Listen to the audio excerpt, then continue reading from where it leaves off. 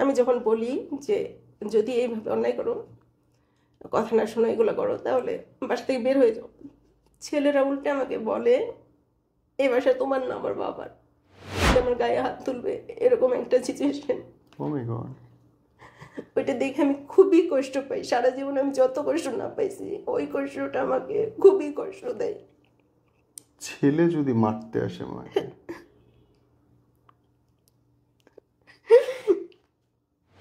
আমার হাজবেন্ডের মানে চাওয়া হচ্ছে এরকম যে সে আমাকে যা খুশি তাই করবে, কেউ যেন আমাকে কোনো সাপোর্ট না।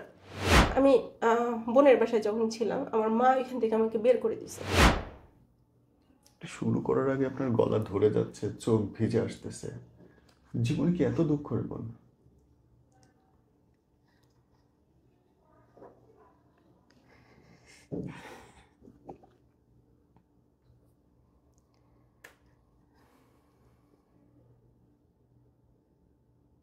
আপনার বিয়ে হয়েছে কয় বছর বয়সে? 16 বছর। আমার জ্ঞান হওয়ার পর থেকে আসলে আমরা 2 ভাই বোন। একটু জ্ঞান হওয়ার পর থেকে দেখি কি আমার মায়ের খুব অবহেলা আমাদের প্রতি, বিশেষ করে আমার প্রতি। কারণ আমি ছোটবেলায় অনেকটা কালো ছিলাম। কালো ছিলেন তাতে মা অবহেলা কেন করবে? আর আমার ভাই অনেক ফর্সা।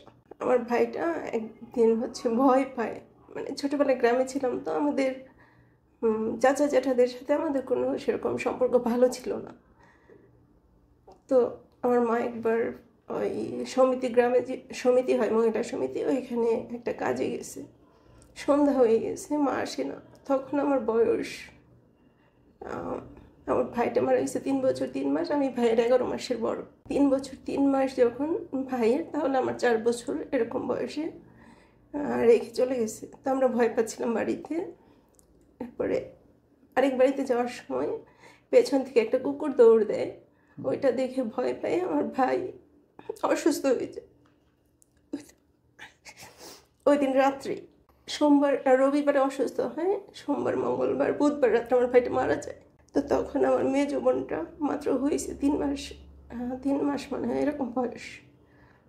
এরপরে আমার বাবা মা খুব কান্নাকাটি করে, বাড়িতে থাকতে পারে না। আমার চাচা থাকে ঢাকায়, উনি গ্রামে যায়। আগে তো খবর পেতে খুব দেরিতে, মোবাইল ছিল না। তো উনি খবর পাওয়ার পরেই গেছে, যাওয়ার পরে আমার বাবা মাকে ঢাকায় নিয়ে আসছে, আমাদের ফ্যামিলিকে ঢাকায় নিয়ে আসছে, যে বাবা মা বাড়িতে থাকতে পারবে না।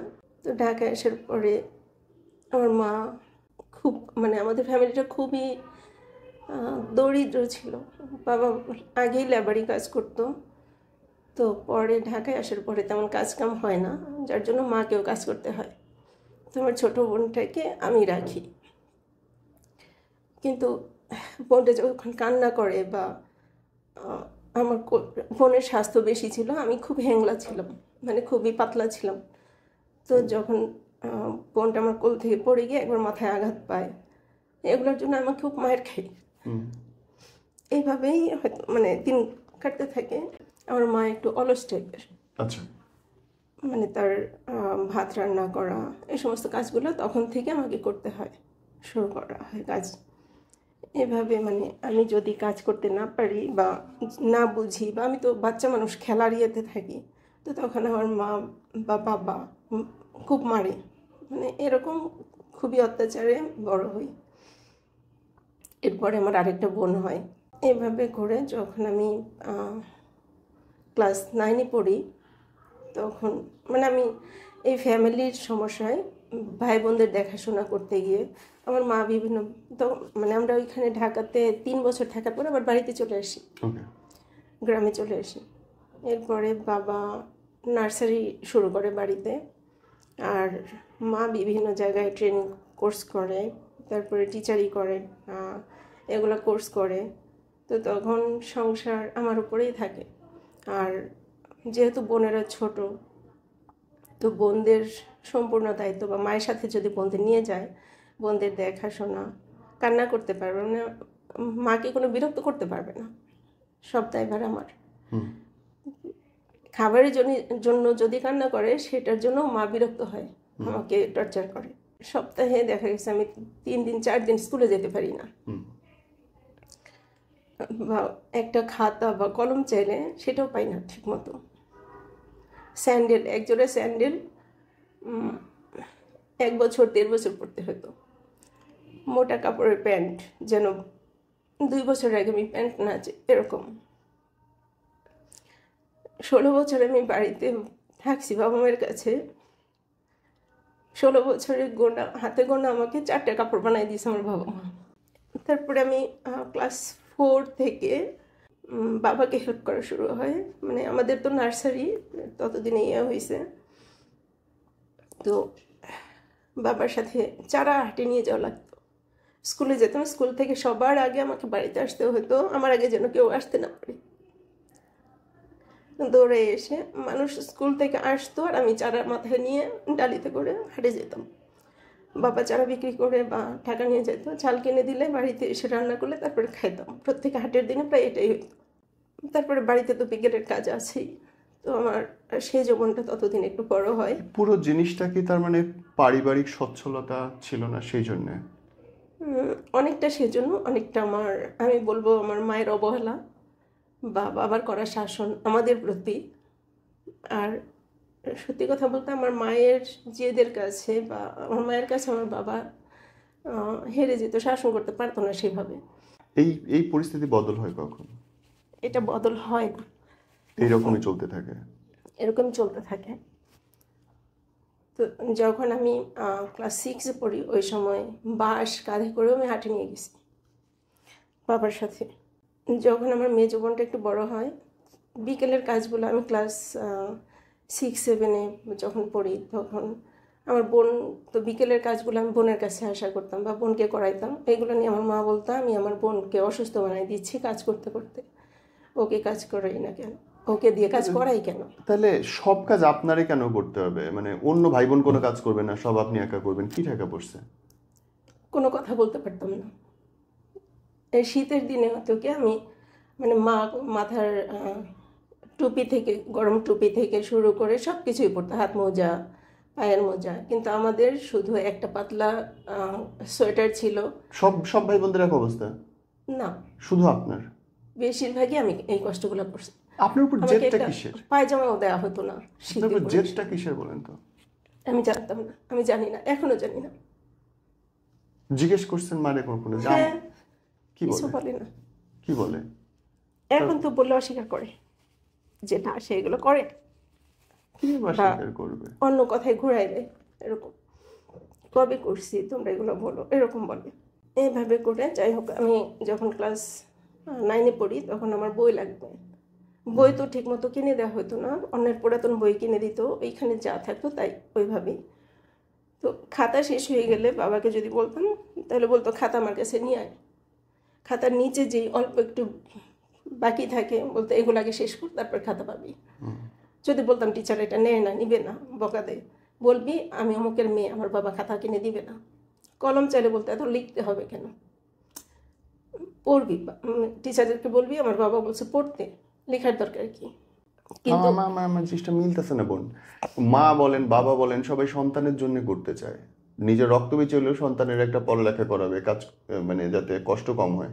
অথচ আপনার গল্পের মধ্যে পুরোটাই আপনার মা বাবার কৃপণতার কারণে আপনারা ইভেন মানে শীতের মধ্যে পর্যন্ত জামা কাপড় পাইতেছেন না। মানে হাউ? এটার উত্তর আমার জানা নেই। হ্যাঁ, আমার অন্য ভাই বোনের জন্য শখ করে আমার মা দূরে যখন কোনো জায়গায় যাইতো নিয়ে আসতো কিছু না কিছু, আমার জন্য কখনো আনতো না। এই জিনিসগুলো আমাকে আসলে খুব কষ্ট দিত, কখনো আমি আশা করতে পারিনি তাদের কাছে এবং এই কোনো কিছু। কষ্টটা তো এখন আপনার মনের মধ্যে রয়ে গেছে। Till your crying. আপনার চোখ ভিজতেছে এখনো ছোটবেলার ওই কথাগুলো মনে করে।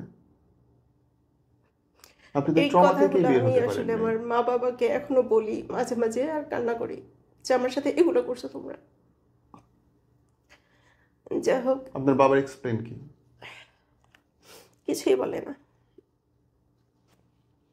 আপনি তাদের সন্তান তো। শোনেন, এখনো আমার সাথে এই ধরনের চলে। এখনো চলে? চলে বলতে আমি বলতেছি, 9-এ যখন পড়ি তখন আমার খুব ইচ্ছা ছিল আমি পড়াশোনা শেষ করব। যেহেতু ভাই বোন এতগুলো, 4 বোন আমরা, বাবা মা অর্থনৈতিক দিক থেকে দুর্বল, তো আমি বাবা মাকে সাহায্য করবো এরকম একটা ইয়ে ছিল। তো বয়সও কম ছিল। উম, আমার ছোট একটা বোন হয়, তখন যখন আমি 9-এ পড়ি তখন ছোট একটা বোন হয়, মানে 4 বোন। ওই বোনটাকে মানে এর আগেও আমার আরও যে বোন আছে, রাত্রে বাচ্চারা সাধারণত জ্বালায়, বিরক্ত করে ঘুম থেকে উঠে অর্ধেক রাত্রে। তো ওরা আমার মাকে বিরক্ত করতে পারবে না, যদি আমি ঘুমাই থাকি আমার গালে ঘুমের ঘোরে মানে মার দেওয়া হতো, ছড় দেওয়া হতো। আমি ওদের কান্না শুনে কেন আমার ঘুম ভাঙে না, আমি এত কেন ঘুমাই। আমি যখন ছোট ছিলাম আমার মা, আমাদের বাড়িতে টিভি ছিল না, বাবা মা টিভি দেখতে যাইতো আরেক বাড়িতে। তো তার বাচ্চাদেরকে আমি দেখবো, ছোট ছোট ভাই বোনদের দেখবো আমি।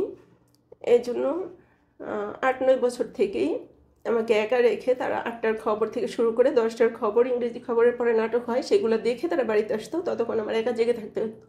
এসে যদি দেখতো আমি ঘুমায় পড়ছি, আমাকে দড়ি দিয়ে হাত বেঁধে ঝুলিয়ে রাখা হতো, পেটানো হতো। সিরিয়াসলি। কেন? আমি কেন ঘুমায় যাব? পড়ালেখা করার জন্য মারতো এইভাবে? না, তোকে রেখে গেছি, তুই পড়াশোনা করবি, তুই ঘুমাইলি কেন? প্রত্যেকদিন এটা করা হতো। তারপরে মাঝে মধ্যে এসে দেখতো বোনেরা কান্না করতেছে বা তারা আমাকে ডাকছে, আমি শুনিনি, দরজা খুলতে পারিনি। এই জন্য একদিন আমাকে ঘর থেকে বের করে দেওয়া হয় রাত্রে। ছোট ছিলাম, কই যাবো, আমি তো কিছু চিনতাম না, কারণ আমি স্কুল আর বাড়ি ছাড়া আমি কোনো জায়গায় যেতাম না। প্রায় আধা ঘন্টার মতো পরে আমার মা দরজা খুলে আমাকে ভেতরে নেয়। ক্লাস 9-এ যখন পড়ি তখন আমাকে দেখতে আসে। আমার গ্রোথ খুব কম ছিল, আমি খুব পাতলা ছিলাম। আমি মাকে বলছি যে আমি এখন বিয়ে করবো না, আমাকে বিয়ে দিও না, আমাকে পড়াশোনা করার সুযোগটা দাও। আমার মা বলে যে দেখতে আসলে কি বিয়ে হয়, তুমি আসো, সমস্যা নেই। দেখতে আসলে তার বিয়ে হয় না, আসুক। তো ওরা এসে আমাকে পছন্দ হয়, আমার মাকে মাটা বলে ওরা সেইভাবে ইয়া করে মানে তারা তাদের পছন্দ হয়েছে এটা জানাই যায়। তো আমার মায়ের অবস্থাটা হয়েছে যে আমাকে বিদায় করতে পারলে বাঁচে। এমনিতেও যে কোনো অশান্তি হলে আমার মা সবসময় বলতো, তুই আমার সংসার অশান্তির মূল কারণ, তোর জন্য আমার জীবনের এত কষ্ট, এত অশান্তি। এরকম বাবা আসছে, বাবাকে বলছে, বাবা রাজি হয়নি প্রথমে। পরে মানে বাবা এরকম ছিলেন যে মা যেটা বোঝাবে, আমার বাবা খুব নরম মনের মানুষ, এখনও আমি বলবো, রেগে গেলে খুব রেগে যায়। তো মা বুঝাইছে সেইভাবে, তো বাবাও রাজি হয়ে গেছে। তো আমি সবসময় ওরা আসলে প্রত্যেক রবিবার আসতো। এটা হচ্ছে আপনার ভাদ্র মাসের আগে থেকে শুরু হয়েছে, ভাদ্র মাস থেকে মনে হয়, মাঝখানে কার্তিক মাস পড়ছে, বিয়ের কথাবার্তা হয়নি, ওই 1 মাস আসেনি। তো আমি ভাবছি হয়তো আর আসবে না, এরপরে দেখি পরে আবার আসছে। এইভাবে আমার এঙ্গেজমেন্ট ঠিক হয়ে গেছে। তো আমি তো সবসময় আসলে কান্নাকাটি করি, আমি যাব না, আমি বিয়ে করব না। আমার মাকে আশেপাশের মানুষও বোঝায় মেয়েটা বিয়ে করতে চায় না, কেন এরকম করতেছো। তো আমার মা আমাকে বলে যে আসলে কি বিয়ে হয় নাকি, তোর আসতে সমস্যা কি। আর ওরা যেই সালাম টালাম করলে টাকা পয়সা দিয়ে যায়, সাথে সাথে আমার মা এগুলো নিয়ে নিত। এমনকি আমি আমার বইয়ের মধ্যে মানে আমি টাকা খরচ করতাম না, রেখে দিয়েছি 150 টাকা। সেটা আমার বোন আর মা মিলে, আমি স্কুলে গেছি ওই সময়, সবগুলা বইয়ের মলাট খুলে কোন বইয়ে রাখছি ওটা থেকে বের করে নিয়ে নিছি। এরকম ছিল, মানে আমি 2 টাকা দিয়ে যদি একটা ভিউ কার্ড কিনতাম, ওইটার জন্য আমাকে গালি শুনতে হতো। বিয়ের পরে কি যন্ত্রণা কমছে নাকি? না, আমার আজও কমেনি। বিয়ে কি ওই লোকের সাথে হলো যে দেখতে আসে? হ্যাঁ, পরে জোর করে আমি যখন এঙ্গেজমেন্ট হয়ে গেছে, এরপরে আমার মাকে আমি বললাম যে তোমরা আমাকে যে জোর করে বিয়ে দিচ্ছ, আমি এত না করতেছি, শুনতেছো না, তো ঠিক আছে, আমি তো বিয়ে করতে চাইনি। এরকম বলার পরে আমার মা রাত্রে 12:30টার সময় আমাকে বলতেছে, তুই যদি বিয়ে না করিস তুই ঘর থেকে বের হয়ে যা, এই মুহূর্তে, এখন বের হয়ে যা। আপনার বাবা কই তখন? তখনও বাবা হচ্ছে আমার মেজো বোন আমার ফুপুর কাছে থাকতো, ফুপুর কাছে গেছে বোনকে দিতে, এঙ্গেজমেন্টের পরে। এটা এই যে বিয়েটা যখন হইল, ওই লোকের আচরণ কেমন ছিল? আমি ওর বিয়ের আগে যেহেতু বাবা মা বিয়ে দিচ্ছে, আমার একটা ইয়া ছিল যে আমি দেখবো না, আমি বিয়ে তো করবো না, তাহলে ওই লোককে আমি দেখবো না। তাহলে ওই আমার সাথে কথা বলতে চাইতো, কিন্তু আমি বলতাম না, আমার বিয়ে করার ইচ্ছা না, আমি কেন বলবো। ডিসেম্বর মাসে তারা আসছে আমাদের বাড়িতে, আগের দিন থাকছে, পরের দিন চলে যাবে। তো আগের দিনই আমি হচ্ছে আমার খালার বাড়িতে চলে যাই। 5 তারিখে আমার বিয়ে, আর ওরা আসছে 26 তারিখে না 27 তারিখে। খালার বাড়িতে চলে যায়। ওরা আমার পেছন পেছন আমার সাথে কথা বলার জন্য আমার খালার বাড়ির ওইখানে যায়, ওদের আত্মীয় আছে, ওইখানে গিয়েও আমি ওদের কথা বলার কোনো সুযোগ দিই না। তো আমি যেদিন না করছি আমার মাকে, যেদিন রাজি হয়েছি সেদিন আমি বলছি, মা দেখো, আমি তোমরা যেহেতু জোর করে বিয়ে দিচ্ছ আমাকে, ঠিক আছে, আমি কখনো কোনো প্রেম টেম করিনি বা নেশাখোর সিগারেট খাওয়া এরকম আমি কোনো কিছু পছন্দ করি না, আর একটা ভদ্র ছেলে যেন হয়, তোমরা আমাকে এরকম দেখে একটা বিয়ে দাও। বলছে হ্যাঁ এরকমই। আচ্ছা, বিয়ে হয়েছে। বিয়ে হওয়ার পরে সেদিনই আমি শুনি ছেলের আরেক জায়গায় সম্পর্ক ছিল। এটা আমার বিয়ের আগের দিন আমার বাবা মা শুনছে, কিন্তু আমাকে জানায়নি। তারপরে বিয়ের 2-3 দিন পরে সেই মেয়ের কিছু চিঠি, তখন তো চিঠির যুগ ছিল, 3টা চিঠি আমার দেবর আর শাশুড়ি আমার হাতে দেয়। দেওয়ার পরে চিঠি একটা আমি খুলে পড়ি। দেয় কেন আমি জানি না তারা আমাকে কেন দিছে। একটা আমি খুলে পড়ি, পড়ার পরে দেখি ইনস্ট্যান্ট তাদের সম্পর্ক ছিল, মানে বিচ্ছেদ হয়েছে তখন, এরকম একটা ইয়া। তো আর 2টা আমি না খুলে ওকে দিয়ে দিই। তো সেটা নিয়ে কে আমাকে দিছে এটা নিয়ে খুব রাগারাগি করে, রাগারাগি হয়। তারপরে বিয়ের দিন থেকে হচ্ছে, যেহেতু আমি তাকে চিনি না, তার সাথে কথা হয়নি, তাকে মানে আমি সেইভাবে চিনি না, তো আমি চাইছিলাম যে আগে বোঝার, মানে আমাদের মধ্যে একটা জানাশোনা হবে, বোঝাপড়া হবে, তারপর আমাদের মধ্যে সব হবে।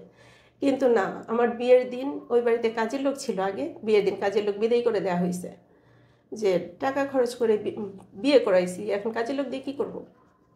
এই জন্য বিয়ের দিন থেকে কাজের লোক আর আসে না। বিয়ের পর দিন থেকে আমার শুনতে হয় যে ননদেরা আগে কাজ করছে, এখন কেন কাজ করবে, 2টা ননদ ছিল বাড়িতে, ওরা কেন কাজ করবে, টাকা খরচ করে ছেলে বিয়ে করাইছে, আমার শাশুড়িও কাজ করবে না, ওরাও কাজ করবে না, এরকম। ও মাই গড, মানে দাসী বান্দিনী আসলো বিয়ের পরে। হ্যাঁ, আর বাসর রাতে আমার হাজব্যান্ডের কথা হচ্ছে টাকা পয়সা খরচ করে বিয়ে করে নিয়ে আসছি, এখন অন্য কোনো কথা সে শুনবে না, একটা অত্যাচার আমার উপরে চলে। তো ওই সময়ে তার প্রতি আমার একটা ঘৃণার জন্ম হয়। প্রথম রাত্রেই কোনো রকমের ভালোবাসা, প্রেম, না, সম্মান, কোনো কিছু না। কথাবার্তা? ও মাই গড। সে পুরা একটা মানে হিংস্র পশুর মতো ঝাঁপাই পড়ে। আচ্ছা, তারপরে তার প্রতি ওই যে একটা ঘৃণা আমার জন্ম হয়েছে, তাকে আমি মন থেকে এখনো পর্যন্ত, আজও পর্যন্ত মেনে নিতে পারিনি। তো যাই হোক, বিয়ে যেহেতু হয়ে গেছে, সংসার আমার করতে হবে, তো সবাই আমাকে বোঝাইতো যে মানায় নাও, মানায় নিতে হবে, যেহেতু বিয়ে হয়েছে তোমারও মানায় নিতে হবে, এরকম করে চলতে থাকে। তো আমাকে যেটা প্রথম প্রথম দেখি, বাড়ির মানুষ আমাকে দেখতে গেলে যে কোনো কেউ, তাদের সাথে আমাকে সময় দেওয়া হতো না, মানে সময় দিতে চাইতো না, তাদের ডেকে নিয়ে চলে যেত আমার কাছ থেকে, বা আমাকে বাড়িতে মানে চাইতে দেওয়া হতো না। যদি বাড়িতে যেতাম, আমি কারো বাড়িতে বেড়াতে যেতে পারবো না, এইগুলো আমার শাশুড়ি ননদ আসলে জিজ্ঞাসা করতো, কই গেছিলাম, বাড়িতে গিয়ে কই কই ঘুরছো। যদি বলতাম তাহলে বলতো, এগুলো করতে গেছো বাড়িতে, বাড়িতে যাইবা, বাড়িতে থাকবা, চলে আসবা, কোনো জায়গায় যেতে পারবো না, মানে আমার আত্মীয় স্বজন সব ছেড়ে দিতে হবে। আচ্ছা, সেভাবেই চলতেছে। আমার হাজব্যান্ডও ঠিক তাই, ওরা আমাকে কোনো জায়গায় ঘুরতে নিয়ে যাবে না।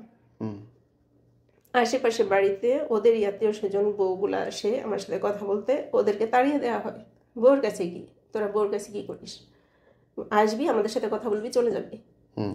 আমার ননদদের সাথে কথা বলতে গেলে ওরা আমার সামনে থেকে সরে যায়, মানে আমার শাশুড়ি বকা দেয়, আমার সাথে এত কিসের কথা, ওরা খারাপ হয়ে যাবে। এরপরে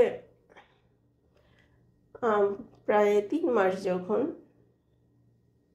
তখন আমার হাজব্যান্ড গোপ রাখে, তো গোপগুলো আমার পছন্দ না, মানে বড় বড় এলোমেলো কেমন জানি। আমি বলছি, মানুষ কত সুন্দর করে গোপ রাখে, তুমি ওইভাবে রাখো, এদিকে এরকম ঝোলানো টোলানোর দরকার কি।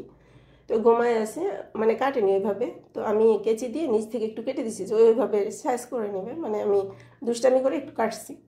ওইটা নিয়ে সে অনেক বড় অশান্তি, মানে সে পুরাটা ছেটে ফেলছে, একদম মানে শেভ করে ফেলছে।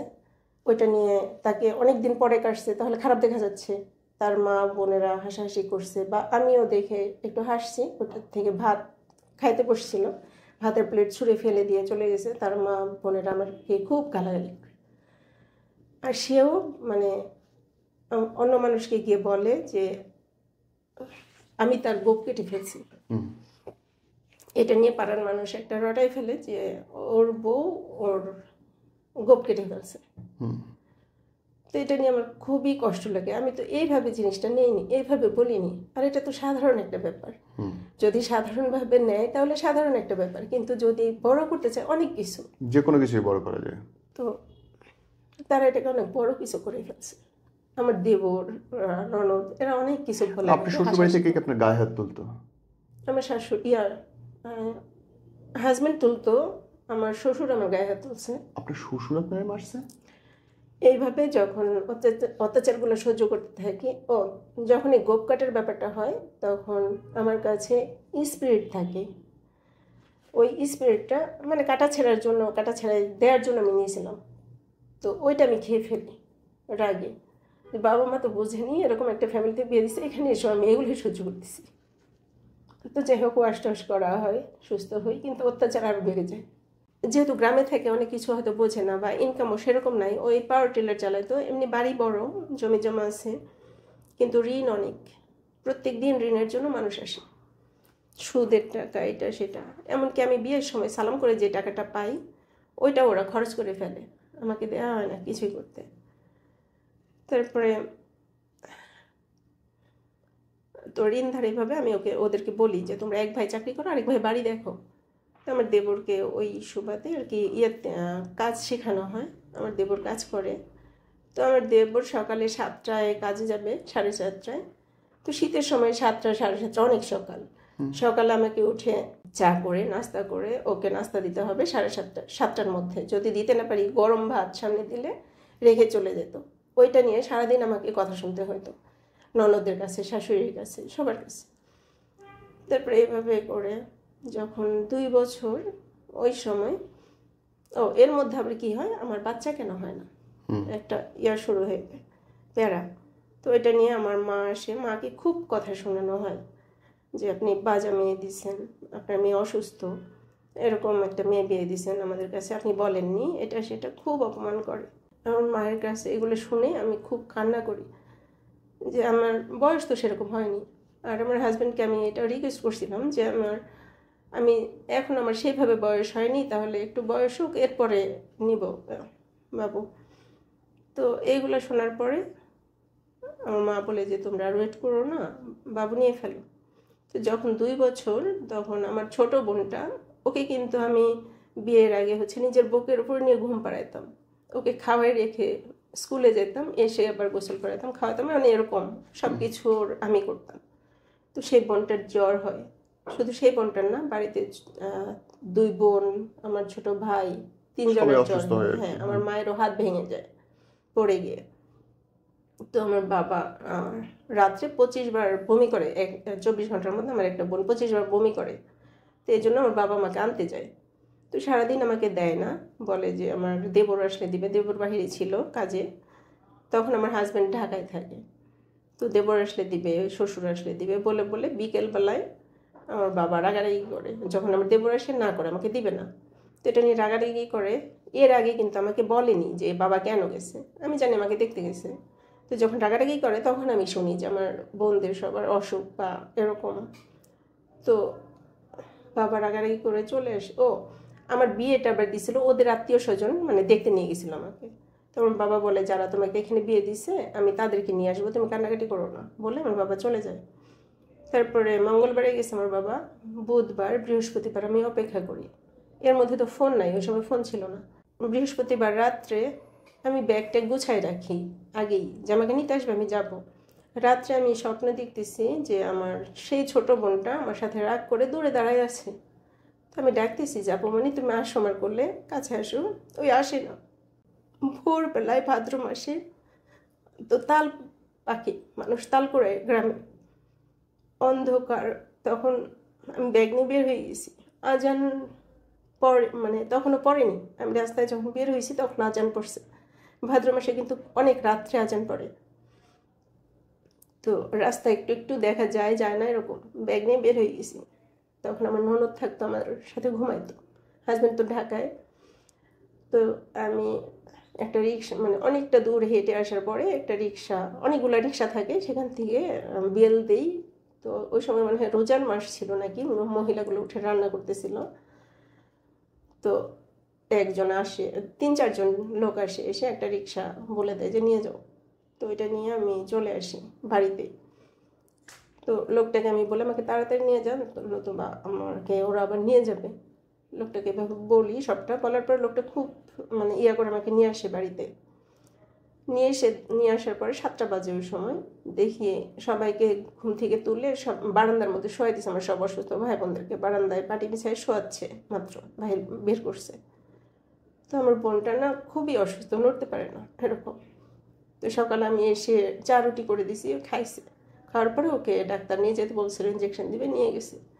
আসার সময় একটু রোদ উঠছে, তারপরে আমি রান্না করছি, আমার বোনটা ওটাও খাইছে, তরকারি রান্না করছি। খাওয়ার পরে বিকেলে, শুক্রবার বিকেলে আমার কোলে করে, ওকে একটু ভালো খাইছে, একটু ভালো কোলে করে আমার পাশের বাড়ি বড় আমাদের ওইখানে নিয়ে গেছি। ওইখানে গিয়ে কেমন যেন করতেছে, সবার কোলে উঠছে, কেমন যেন করতেছে। পরে আমার বড় বাবা বলতেছে যে তুমি বাড়িতে নিয়ে যাও, মানে আমার চাচা, বড় চাচা বলতেছে বাড়ি নিয়ে যা, গিয়ে ওর হাতে পায়ে তেল মেখে দে, তাড়াতাড়ি সরিষার তেল। পরে নিয়ে আসছি, ওই কেমন জানি করতেছে, আমার কোলে থেকে কেমন করতেছে। পরে এর মধ্যে আমার আরেক বড় চাচি আসছে। পরে আমার মা আবার বলতেছে একটু ধরো, আমি টয়লেট থেকে আসি। পরে বড় চাচির কোলে দিয়ে আমি তাড়াতাড়ি পানি নিয়ে আসছি, কেমন করতেছে, তাহলে মাথায় একটু পানি দিই। তো পানি নিয়ে এসে আমি নিয়ে বসছি, মাথায় আমার বড় মা পানি দিচ্ছে, যে মানে বড় চাচি পানি দিচ্ছে, দিতে দিতে হচ্ছে উনি, আমার বোন চোখ উল্টে দিচ্ছে, আমার কোলে আমার বোনটা মারা যায়। এমনিতেই তো কেউ আমার সাথে কথা বলে না, পরিবেশ অন্যরকম। তো আমি আমার হাজব্যান্ডকে অনেকবার বলছিলাম যে দেখো, আমার টাকা পয়সা বা খাবার, ভালো খাবার দাবার, অন্য কোনো কিছু লাগবে না, তুমি শুধু আমাকে একটা ভালো পরিবেশ দাও, যেন আমি একটু ভালোভাবে কথাবার্তা বলতে পারি, সবার সাথে মিশতে পারি। তো সে কোনো গায়েই লাগায় না এটা, বা সে যখন ঢাকা থেকে আসে আমাকে কোনো জায়গায় নিয়ে যায় না। আপনি ওইখান থেকে বের হয়ে ঢাকায় নতুন করে সেট হলেন কেমন করে? তখন আমি মানে আমাকে বলে, তখন আমাকে নিয়ে আসে গ্রাম থেকে শ্বশুরবাড়িতে, মানে বাপের বাড়ি থেকে শ্বশুরবাড়িতে আমার শ্বশুর বিচার সালিশ করে 3 মাস পরে নিয়ে আসে। নিয়ে আসার পরে চলতেছে, ওই সময় ওই বছরই আমি বলছি আমি আলাদা খাবো, এগুলো আমি সহ্য করতে পারবো না, যেহেতু আমার থাকতেই হবে, তাহলে আমি আলাদা খাবো। তো আমি আলাদা হই, কিন্তু আলাদা হওয়ার পরে শুধু বাড়িটাই আলাদা হয়েছে, আমাকে শ্বশুরবাড়ি থেকে কোনোভাবেই কোনো কিছু হেল্প করা হতো না। এমনিতে তো ছোট ছিলাম, ওদের বাড়ির কাজকর্ম, পরিবেশ সবকিছু আলাদা। তো আমি তো ওইভাবে মানায় নিতে পারতেছিলাম না। বাবা আলাদা হওয়ার পরেও কি আপনার শ্বশুর শাশুড়ির কাজ করতে হতো? শ্বশুর শাশুড়ির কাজ করতে হতো কি, তারা আমাকে হচ্ছে তার ছেলেকে বুদ্ধি দিত সবসময়। আমার বিশেষ করে আমার শাশুড়ি, কারোর সাথে কথা বলতে দিবি না, কোনো জায়গায় যাইতে দিবি না, কোনো কিছুতে মানে। তখন কি জামাই ঢাকাতে? তখনও না, তখন বাড়িতে। আচ্ছা। লাই দিবি না, মাথায় তুলবি না, এরকম। 1 গ্লাস পানি ঢেলে যে খাবে আমার হাজবেন্ড, সেটাও কখনো খাইতো না, সবটাই তাকে করে দিতে হতো। সে বিছানায় বসে বসে বলতো পানি দাও, তাকে পানি দিলে গ্লাস নাও, পানির মানে তার মগটা হাতের কাছে, তাও সে পানি ঢেলে খাবে না, এরকম ছিল। তো বাড়িতে টিউবওয়েল, নতুন বাড়ি যখন করা হয়েছে, বাড়িতে টিউবওয়েল ছিল না, আরেক বাড়ি থেকে পানি আনতে হতো। আপনার বেবি হইছে কতগুলো টোটাল? তখন আমার বেবি পেটে। এখন আপনার বাচ্চা কয়জন? 2 ছেলে। তারপর আপনার ঢাকায় সেট হন কবে? আমি বলি, তারপরে হচ্ছে যখন আমার বাবু হয়, তখন আমাদের তো আলাদা সংসার, তো খুব ঋণ ধার করে আমার হাজব্যান্ড। তো সে কিভাবে চলবে, এই জন্য আমার বাবার বাড়ি থেকে কিছু টাকা নিয়ে বা ধার করে আমি তাকে পাওয়ার টিলার কিনে দিই। সে পাওয়ার টিলার চালাতে পারে, কিন্তু সে কোনো উন্নতি করতে পারে না, বরং লস। বিভিন্ন জায়গায় ঋণ ধার করে, দোকানে টোকানে হাবিজাবি করে। আমার ওই বছরই ছোট ছেলে হয়, মানে 1 বছর 4 মাসের ছোট আরেক ছেলে। তো ছোট ছেলে হয়, সে তো বাড়িতে কোনো ইয়েই করে না, সময়ই দেয় না। 2 ছেলেকে আমার উপরে, আমি 2 ছেলে একসাথে বড় করতেছি, শ্বশুরবাড়ি থেকে কোনো রকম সাপোর্ট পাই না। তো বাপের বাড়ি থেকে তো সেরকম মানে যাওয়া আসা নাই। তো অনেক কষ্ট করে আমি ছেলেদেরকে করি। এর মধ্যে আবার কি হয়, যখন আমার বাবুগুলা পেটে আমার বাড়িতে পাওয়ার টিলার বিক্রি করে গরু কেনা হয়, একটা 12 লিটার দুধ হয় এরকম, মানে গরু। তো সেই গরুর দুধ আছে না যে প্রেগনেন্সি অবস্থায় মানুষ দুধ ডিম এগুলো খায়, কিন্তু আমার বাড়িতে গরু ছিল, যদি আধা ছটাক দুধ হইতো, বেশি হতো 12 লিটার হয়ে মানে শেরপুরাতে, ওই আধা ছটাক দুধ রেখে দিত, মানে দিয়ে দিত, পরে আবার আধা ছটাক দিয়ে ওটা পূরণ করে দিত, কিন্তু আমার জন্য রাখা হতো না। কিন্তু আবার আমার দেবরের বউয়ের হচ্ছে ওই সময় বাচ্চা পেটে থাকে একসাথেই, ওকে দেয়া হয় 1 পোয়া করে দুধ, ওকে দেয়া হয়, আমার বাড়ি থেকে ডিম ওকে দেয়া হয়, কিন্তু এক্সট্রাভাবে কখনো বলা হয় না তুমি একটা ডিম খাও। তো কিন্তু সংসার আপনার, তাহলে আপনি কেন খাবেন না? আপনি কেন নিজে নিয়ে নেবেন না? ওই অধিকার আমার নাই। ওইটা ওই যে ওইখান থেকে আমার আপনার বাপের বাড়ি থেকে পাওয়ার টিলারের টাকা দিল, সেই টাকা দিয়ে আপনি গরু কিনলেন, তাহলে ওই গরু তো ইনফ্যাক্ট আপনারই, আপনার গরুর দুধ আপনি খাচ্ছেন, তাতে মানুষের কি? সেগুলো করা যাবে না, ওই অধিকার তো আমার নাই। তাহলে অশান্তি, মানে কিছু বলতে গেলে খুব অশান্তি, চিল্লাচিল্লি হবে, আর বাড়ির কথা বাহিরে যাবে এরকম আমি কখনো চাইনি। তার মানে তো আপনি ইচ্ছা করে কষ্ট নিচ্ছেন। আপনি একটু গলার স্বর উঁচু করলেই তো হয়, আপনি একটু অধিকার চাইলেই তো হয়। তাহলে যে মারামারি হবে, অশান্তি হবে, হয়েছে, আমি অনেক সময় করছি, কিন্তু অশান্তি হয়েছে যে। আর অশান্তি যদি আমাদের মধ্যে 2 কথা শুনে, শ্বশুরবাড়ি থেকে সব আসে, এসে আমার বিরুদ্ধে কথা বলে, তো এইখানে তো আমি একা পারবো না। এর আগে অনেকবার আমি থাকবো না শ্বশুরবাড়িতে, যখন বেশি অত্যাচার করা হতো, থাকবো না এরকম বললে মানুষ, পুরো গ্রামের মানুষ ডেকে বিচার বসানো হতো। আর মদ টদ খাওয়ায় মানুষকে, ওদের সাপোর্টে সবাই আমার বাবাকে অপমান করা হতো, যার জন্য আমি ছাড়তেও পারি নাই। যখন বাবাকে অপমান করতো তখন আমার খারাপ লাগতো যে আমার জন্য এগুলো হচ্ছে, ঠিক আছে আমি সংসার করবো। তো এইভাবে করে হচ্ছে করা হয়, মানে চলে। তো যখন ঋণধার অনেক বেড়ে যায়, গরু টরু বিক্রি করে ওই ঢাকায় চলে আসে, কিন্তু একটা শুধু বাছুর থাকে বাড়িতে। এদিকে বড় ছেলের জন্য দুধ কিনে মানে খাওয়াইতে হয়, দিনে 2 লিটার 2.5 লিটার করে দুধ কিনতে হয় 2 ছেলের জন্য। ঘরে চাল নাই, ওকে আমি 1000 টাকা ধার করে দিই, তারপর ওই ঢাকায় আসে। এখন ঢাকায় আসার পরে বিভিন্ন পাওনাদার আমাকে গিয়ে চাপ দেয়। তো পাওয়ার টিলারের টাকা কিছু বাকি ছিল, ওটা দিয়ে আমি কোনোভাবে মেকআপ দেই, ওর একটা চাকরি হয়, একটা ভাগিনা ছিল, সে খুব হেল্প করে। চাকরি হওয়ার পরে ওইটা দিয়ে কোনোভাবে আমি ঋণধারগুলো খুব আগানোর পরে যখন আমার বড় ছেলেটা স্কুলে ভর্তি হয়, মানে এর মধ্যে আমি 4-5টা করে সমিতি করি, এই সমিতির টাকা উঠাই ওই সমিতির টাকা, এভাবে ঋণধারগুলো শোধ করি আর কি আগাই। তো তখন আমার বয়স খুব বেশিও না। যখন ছেলেটা স্কুলে ভর্তি হয় তখন আমি করি, ঝুঁকি নেই যে তাকে, তখন ইরাকে মানুষ নিত, ইরাকে পাঠাবো, এইভাবে কথা বলি। কিন্তু আমার কাছে মাত্র 10,000 টাকা আমি জমাইছিলাম ঘর ঠিক করবো, আমার ঘর খুব ভাঙা ছিল, টিন দিয়ে ঘর দেবে এই জন্য। সেই টাকাটা দিয়ে আমি তার পাসপোর্ট করাই ইমার্জেন্সি। এরপরে 2.5 লক্ষ টাকা লাগবে, সবটা টাকা সে কিচ্ছু জানে না, সে যাবেই না বিদেশে। এভাবে খুব হাতে পায়ে ধরে মানুষকে বুঝাই, তার সাথে যারা গেছে ওদেরকে দিয়ে বুঝাই টুঝাই তাকে আমি বিদেশে পাঠাই। তো ওই সময় আমার বাবা মাকে আমি বলি যে আমি 2.5 লক্ষ টাকার ঝুঁকি যেহেতু নিচ্ছি, তোমরা 50,000 টাকা আমাকে দাও। এর আগে টাকা দিচ্ছি আমি, কিন্তু এগুলো ফেরত দিয়ে দিছি। তো তখন আমার মা আমার সাথে কান্নাকাটি করে, কোত্থেকে টাকা দিব, হ্যাঁ তুমি এখন চাচ্ছ, এরকম বলে। তারপরে আমি বলি ঠিক আছে তোমরা দিবা, তোমরা 50,000 না পারো কিছু তো দিবা। পরে আমার বোন কিন্তু লন্ডনে থাকে, সেজোটা ওই মানে নিজের সম্পর্ক করে বিয়ে করে, পরে ওর হাজব্যান্ডের সাথে চলে যায়। তো ওই বোন ফোন দিয়ে আমাকে বলতেছে তুমি কিসের টাকা চাও, তুমি কি যৌতুক চাও বাড়ি থেকে এতদিন পরে, বিয়ের এতদিন পরে? তখন আমি বললাম যে আমি বিপদে পড়ছি, এখন আমি বাড়িতে তো চাইতেই পারি, আমার যদি হয় মানে আর্থিক দিক দিয়ে হয়, উন্নতি হয় বা হাতে থাকে টাকা পয়সা, আমি কি বাড়িতে দিব না? তো এর আগে মানে আমি সবসময় বাবা মা আসলে পকেট চেক করে টাকা পয়সা দিয়ে দিই। বোন তো আরেকটা বোনের জন্য সাপোর্ট সিস্টেম হয়, বোন তো কোনোদিন শুনি নাই যে একটা আরেকটা পেছনে চুলগুলানি করে। এর মধ্যে আমার মা দেই, কারণ আমার মা সেভাবে বলছে। আন্ডারস্টুড। তারপরে যাই হোক আমার হাজব্যান্ডের সব কিছু মানে করি আমি, মানুষের কাছে দৌড়ে ছুটাছুটি করে সব কিছু ঠিকঠাক করি, যাবে একদম যখন সব কমপ্লিট ভিসা চলে আসছে, ডেট ঠিক হয়ে গেছে, তখন আমার মা চাল, ওর জন্য কিছু কাপড় চোপড়, শার্ট লুঙ্গি এগুলা দিয়ে আমার মা আসছে। বিদেশে যাওয়ার পরে কি সংসার ঠিক হয়? বিদেশে যাওয়ার পরে যত ঋণ ধার ছিল আমি সব কিছু মানে দিয়ে খুব ভালো একটা পজিশনে আসি। আলহামদুলিল্লাহ। দেন তারপরে মানে কিছু টাকা জমাই, কিছু জমি কট নেই, গরু ফিরে কয় কিনি বছর আবার। পরে সে? সে 36 মাস পরে চলে আসে। ওকে। এখন কিছু টাকা পয়সা জমা হয়েছে, তারপরে এগুলো করে 36 মাস পরে যখন সে আসে, সে আর বাড়ি থেকে বের হয় না। মানে কাজ বাড়ি করতে থেকে চায় না। না, সে কোনো কাজই করবে না, সে বসে থাকে। তো আমি তাকে বলে ঢাকায় পাঠাইলে টাকা পয়সা ধরেন 5,000 করে টাকা যদি আমি তাকে দিয়ে পাঠাই, সে খেয়ে দিয়ে বসে থেকে আরও কিছু ঋণ ধার করে বাড়িতে চলে যায়। চাকরি হলে সে তার ভাল লাগে না, এই চাকরি করবে না, সেই চাকরি করবে না, এইটা সেটা বলে বলে এইভাবে 4 বছর কাটে। তো যখন দেখতেছি যে সে তার চাকরিতে মন নাই, এর মধ্যে 12,000 টাকা বেতনের চাকরি হয়, আমি বলি তুমি ওইটাই করো না। সে ওইখানেও গ্যাঞ্জাম করে, তার কাজ ভালো লাগে না, অলস, সে চলে গেছে বাড়িতে। তো এর মধ্যে বাড়ির টাকা যেগুলো জমানো ছিল, জমি কর ছিল, সব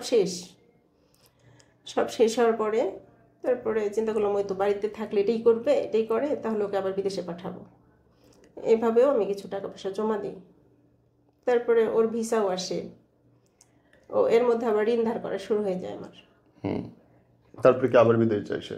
শোনেন, তারপরে হচ্ছে উনি যখন ভিসা আসে তখন ওর খুব অসুস্থই।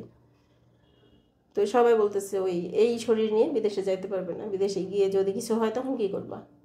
তো ওকেও বলে ও যাবে না, সবাই বসে ঠিক করে ওকে বিদেশে যাইতে দেওয়া হবে না। এই জন্য আমার একটা মানে যেখান থেকে ক্রেডিট সমিতি আছে ওইখানে একটা বই আমি ফাঁকা রাখছি যে ওকে পুরো টাকাটা ওইখান থেকে উঠাই আমি দিব। তো সেটা আমি পারি না। তো ওকে আমি বলি যে তুমি যেহেতু বিদেশে যাইতে পারতেছো না, সংসার তো চালাতে হবে, বাচ্চাদের তো বড় করতে হবে, লেখাপড়া করাতে হবে, তাহলে ঢাকায় তুমি কোনো কাজ তোমার ভালো লাগে না, তুমি রিক্সা চালাও।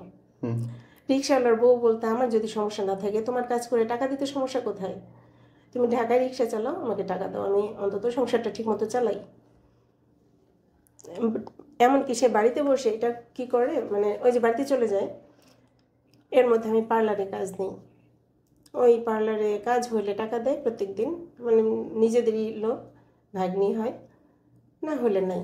20 টাকা 10 টাকা যা, প্রত্যেক দিন সে বিকেলে বাজারে যাবে, যা টাকা থাকে সংসারে যদি 500 টাকাও থাকে, সে 500 টাকা নিয়ে বাজারে যাবে, 500 টাকার নোট ভাঙায় সে চা খাবে, কলা খাবে, বন্ধু বান্ধব নিয়ে আড্ডা দেবে, চলে আসবে। এইরকম করে যতবার আমি টাকা তুলি ততবারই সে এগুলাই করে। আর ঘরে যদি চাল না থাকে বা টাকা না থাকে, তেল না থাকে, সে আমাকে ফোন করে বলবে, আমি পার্লারে যাই তখন আমাকে বলবে এটা নেই ওটা নেই, দেখো কী করবা, কিস্তির সময় আসলে দেখো কী করবা, এরকম। এরপরে হচ্ছে লাস্টে গিয়ে দেখি যে সে মানে কিছু জমি বিক্রি করে, বাবার জমি পায়, সেই জমি বিক্রি করে ঋণ দেওয়া হয়। ঋণ দেওয়ার পরে সে হচ্ছে ঢাকায় বলে কয়ে যে এইগুলা এইভাবে তো হবে না, কিছু ঋণ আছে এখনও, ঢাকায় যাও। তো সে তো ঢাকায় আসলে ঠিকমতো থাকে না, ঋণ ধার যেহেতু বেড়ে গেছে, তাহলে তাকে ঢাকায় পাঠিয়ে দেওয়ার পরে আর ঋণ ধারের সংসারে মানুষকে অনেক কথা শুনতে হয়। সঠিক। এমনকি মানুষ এটাও বলে যে বলছে আমাকে যে কাপড় তো ভালো ভালো পরেন, কিন্তু বিশ্বাস করেন আমি 5 টাকার জন্য অনেক রাস্তা হাঁটছি, 5 টাকা বাঁচাই ওইটা রাখছি, আর যে কাপড় চোপড় পরছি ওইটা আমার মা বোন তারা যেটা দিছে সেটাই, বা আমার মানে কিনতে হয় না, আমি কিনিনি, খুব কম কাপড় চোপড় কিনছে, বা আমি ফুটানি করিনি কখনো। তারপরে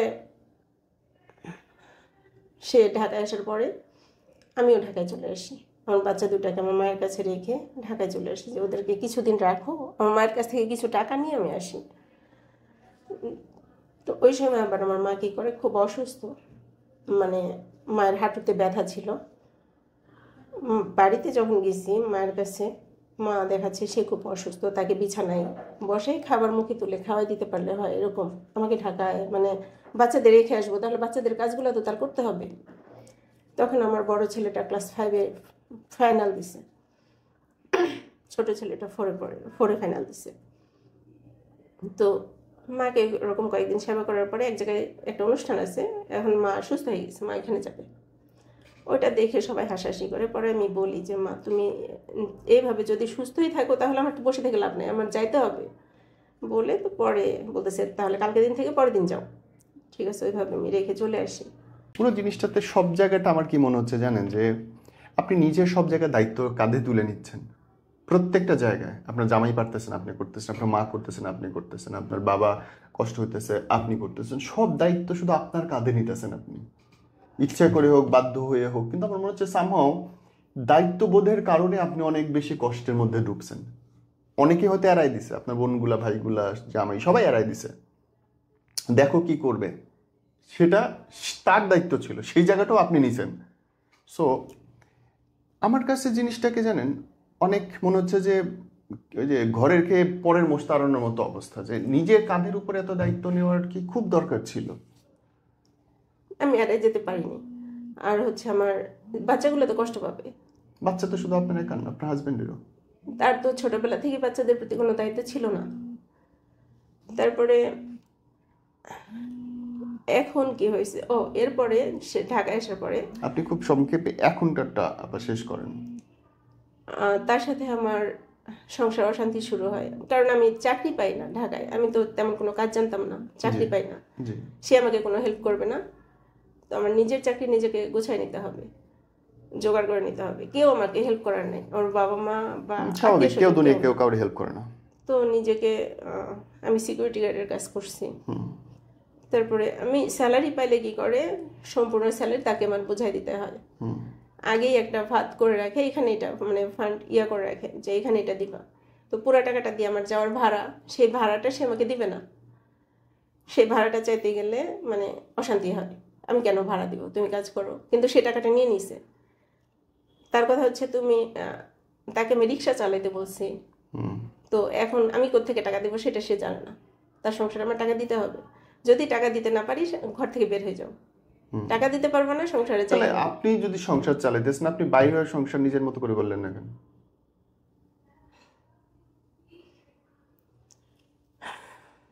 সেটা আমি পরে করি, মানে বলি, বা পরে আমি ওটা করি যে আমি যদি নিজেই সংসার চালাই, তোমাকে আমার কি দরকার। সঠিক।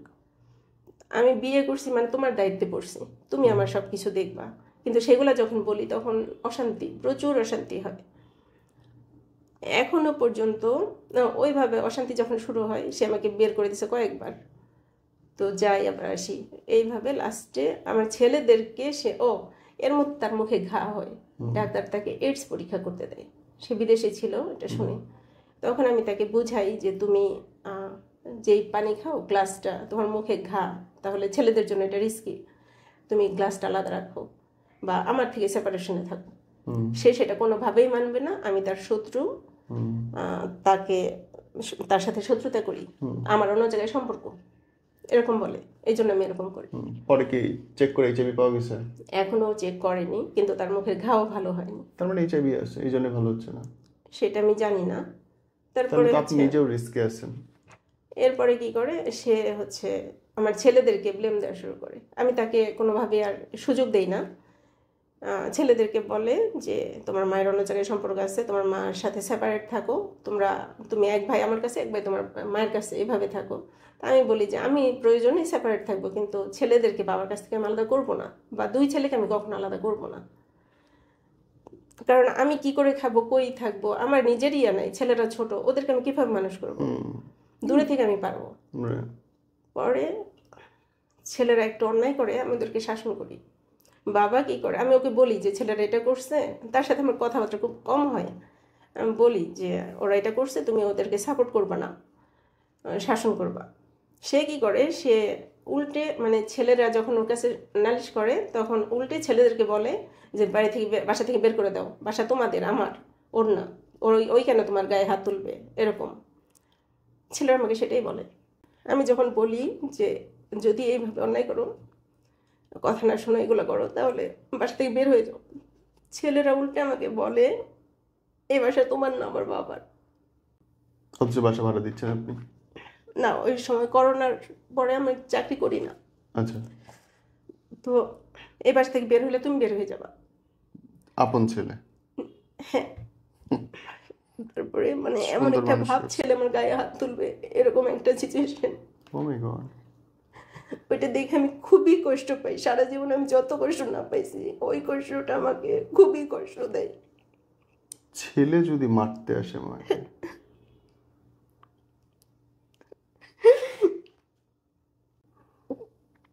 এমনকি 2 ছেলে একই ধরনের বিহেভ করে আমার সাথে। পরে আমি বাসা থেকে বের হয়ে যাই। বের হয়ে আমার ছোট বোনের বাসায় গেছি। আমার হাজব্যান্ড ওখানে ফোন দিয়ে আমার বোন জামাইকে বলে, আপনার দিদি ওখানে গেছে, এখন ঘাড় ধরে বের করে দেন, কারোর আর এখানে জায়গা দিচ্ছেন। আমার হাজব্যান্ডের মানে চাওয়া হচ্ছে এরকম যে সে আমাকে যা খুশি তাই করবে, কেউ যেন আমাকে কোনো সাপোর্ট না। তো ওইখানে ওরা কিছুটা তর্ক করে আমি এখানে থাকি। তখন আমি সিদ্ধান্ত নিই আমি ডিভোর্স দিয়ে দিব। ছেলেরা এখন অনেকটা বড় হয়ে গেছে, বাপের সাথে যেহেতু তারা মিল আছে ভালো। হ্যাঁ, পরে ওইখান থেকে ওইখানে কিছুদিন থাকি, আমার বোন প্রেগনেন্ট থাকে, আমার মা যায় ওইখানে।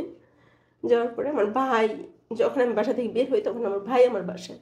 তো আমার হাজব্যান্ড খুব চালাক, সে আমার ভাইয়ের সাথে আগে মানে শত্রুর মতো ছিল। তখন কিভাবে যেন বুঝাইছে, আমার ভাই আমার মাকে বলে যে আমাকে যেন বাড়িতে যেতে না দেয়। এমনকি আমাকে ফোন করে বলে, তুমি যদি এই সংসারে ফিরে না আসো তুমি বাড়িতে যেতে পারবে না। আমার ভাই কিন্তু আমার বিয়ের বছরে হয়েছে। সেই ভাই বলে তুমি বাড়িতে কিভাবে যাও, আমি দেখে নিব। আমার বাবার মধ্যে আমার বাবাকে বুঝায়, কি বুঝায় আমি জানি না, আমার বাবা আমার সাথে সে কথা বলে না। বিয়ে ভাঙতে গেলে সবাই ইয়ে করে। আপা ইন্ডিয়া আসেন তো, যে এই যে পুরো একটা অস্থির কষ্টের জীবন আপনার, এই জীবনটাতে আপনি যদি মনে করেন যারা এখন দেখতেছে তাদেরকে একটা সাজেশন দিতে চান যে ভাইরা বোনরা এরকম করো তাহলে এরকম কষ্টের জীবন হবে না, কি বলবেন আপনি? আসলে আমি সবচেয়ে আগে যেটা বলবো সেটা হচ্ছে মেয়েদের নিজের একটা বাড়ি দরকার, নিজের একটা থাকার জায়গা দরকার, নিজের ইনকাম দরকার, নিজের ইনকাম দরকার। আমি বোনের বাসায় যখন ছিলাম আমার মা এখান থেকে আমাকে বের করে দিয়েছে। আমার পাশে কেউ ছিল না, না আমার বাবা মা থাকে না, কেউ কারোর সঙ্গে থাকে না। এমনকি আমি ধার করে টাকা নিয়ে আমার বোনের বাসায় গেছি, আমার কাছে কোনো টাকাও ছিল না। তারপরে আমি অনেক কষ্ট করে ওইখান থেকে একটা চাকরি ধরি, পেশেন্ট কেয়ারে বিভিন্ন করে পেশেন্ট কেয়ারে একটা চাকরি ধরি। আমি ওইখানে চলে যাই। যখন আমি টাকা ইনকাম করি তখন আমার মা ঠিকই আমার কাছে টাকা চায়, বা তখন আমার হাজব্যান্ড আমার সাথে যোগাযোগ করে। তখন আস্তে আস্তে আমার ছেলেরা ঠিক হয়ে যায়, আমি যোগাযোগ করি ওদের সাথে। টাকা হয়েছে আপনার, এখন সব ঠিক হয়ে গেছে। ভাইয়া বিশ্বাস করবে না, এখন আমার চারিদিকে অনেক আপন মানুষ, অনেক আপন মানুষ। এই যে এখন গাছ ফল দিতে পারে, এখন হচ্ছে আমার বড় ছেলে ওর বাবাকে বুঝতে পারছে, এখন বয়স অনেকটা হয়েছে। আমি 3 বছর চলতেছে আলাদা আছি। গত বছর আমাদের ডিভোর্স, মানে ওর বাবাই ডিভোর্স দিয়ে দিছে, কারণ আমাকে বাসায় যাইতে বলে আমি যাই না, ডিভোর্স দিয়ে দিছে। ইদানিং কি হয়েছে, ওই যে ওই ঋণ কিন্তু পড়েছিল। আমি ওকে বলছি কয়েকবার, বইগুলো আমি পাঠাইছি যে এগুলা প্রসেসিং করো, কিভাবে কি করবা সব কিছু বলে দিছি, মানে প্রয়োজনীয় কথা বলি। এখন সে অস্বীকার করতেছে, এই ঋণ করে আমি কি করছি সে জানে না। এখন যে জামিনদার গুলা ছিল ওরা আমার নামে কেস করবে। ওরে বাপরে, কত টাকা ঋণ ছিল আপনার? ওই সময়ে ঋণ ছিল 2.5 লক্ষ টাকা, যেটা আমার বই ওইটাতে, বিদেশে পাঠানোর সময়। হ্যাঁ, পরে যে রিস্ক নিয়েছে ওইগুলোতে, বা সংসার চালাইছি, সব দিকে খরচ হয়েছে, তখন তো সে বাড়িতে বসা। কিন্তু এখন কথা হচ্ছে এটাই যে সে ওগুলা জানে না, তাহলে জামিনদার গুলো আমাকে বলতেছে তোমার নামে কেস করব। তো এখন আমি কি করব?